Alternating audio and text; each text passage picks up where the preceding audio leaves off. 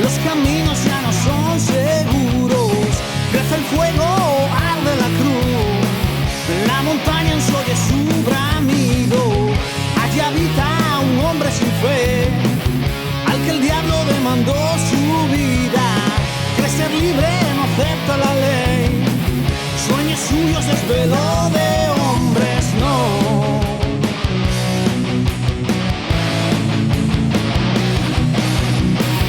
Allí lejos, refugio del sol, solo en la montaña, lejos de la maldita obsesión de ser el que gana, alejado de dogmas de fe, nunca esclavo ni lacayo fue.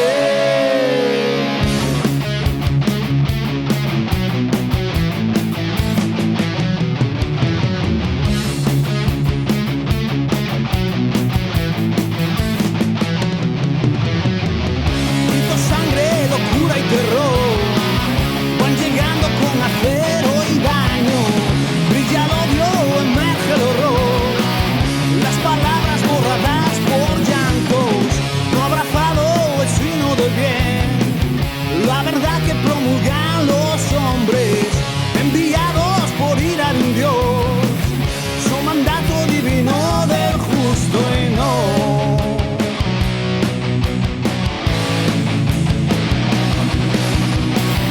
Allí lejos, refugio del sol, solo en la montaña, lejos de la maldita obsesión de ser el que gana.